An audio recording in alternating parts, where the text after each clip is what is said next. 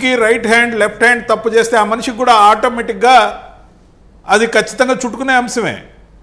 మన చెయ్యి మనతో మన ఆ చెయ్యైనా ఈ చెయ్యైనా ఏ చెయ్యి తప్పు చేసినా వ్యక్తిగతంగా మనం తప్పు చేసినట్టే ఇరుక్కున్నట్టే.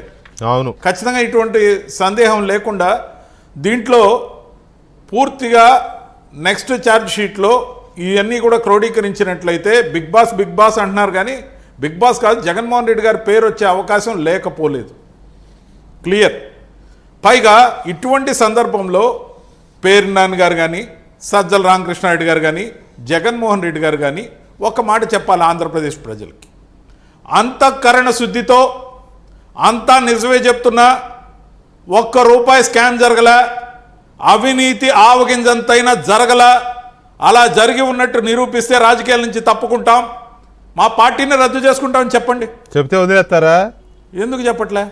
కాదండి, చెప్తే వదిలేస్తారా? అలా చెప్తే అంతం లేదు, కారణం లేదు, శుద్ధి లేదండి బాబు. కాదండి, అవన్నీ చేసే కదా, అలాంటి ప్రమాణ స్వీకారాలు చేసే కదా ముఖ్యమంత్రులైంది, మంత్రులైంది. ఇప్పుడు వదిలేస్తే మీరు వదిలేస్తారు దర్యాప్తు చేయకుండా? దర్యాప్తు సార్, శిక్షలు వేరు, శిక్షల పాటికి శిక్షలే. ప్రమాణాలు లేకపోతే ప్రమాణాలు చేయడాలు, దేవుడి మీద ఒట్లు పెట్టడాలు, ఇవన్నీ చాలా చాలా చాలా ఈజీ థింగ్స్ పొలిటీషియన్స్ అలాంటి వాళ్ళకి. చిన్న పాయింట్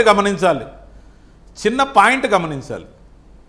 ఇలాంటి ప్రమాణం చేసే ధైర్యం కూడా చేయలేకపోతున్నాం. అవినీతి జరగలేదని ఎందుకు బల్లగుద్ది చెప్పలేకపోతున్నారు? ఎందుకు చెప్పాలి? నేను పదే చెప్తున్నా, my straight question to you, చెప్పలేని పరిస్థితి. My straight question to you, ఎందుకు చెప్పాలి? చెబితే పోయేదేంటి, చెప్పకపోతే ఊడేదేంటి?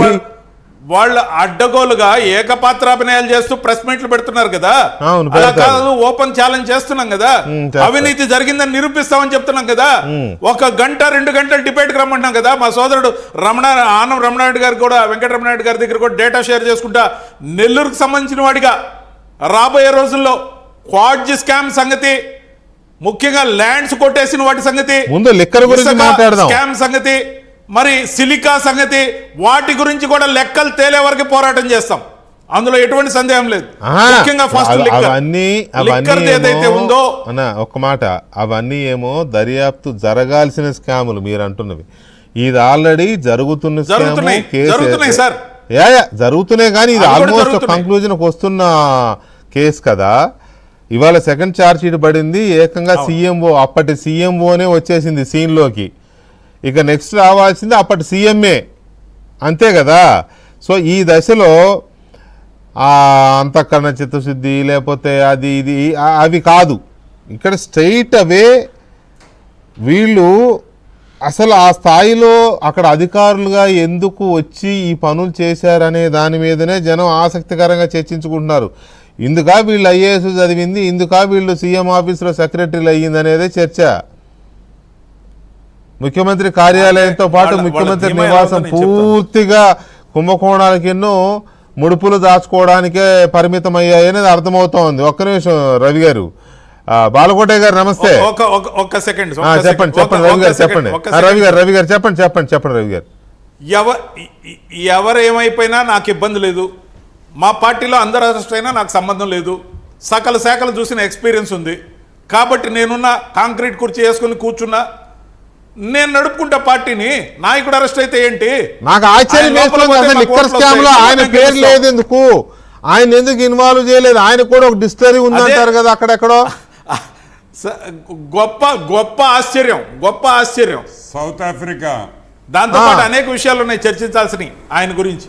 ఆయన పేరు ఎందుకు రాలేదు లిక్కర్ స్కామ్ అంటే కొంతవరకు మరి నిజాయితీగానే ఉన్నాడేమో, ఇలాంటి మద్యం లాంటి పిచ్చి పనులు చేయకూడదని ఆయన కావాలనే దూరంగా ఉన్నాడేమో. ఆయనకి నిజాయితీని ఆపాదించబాకండి.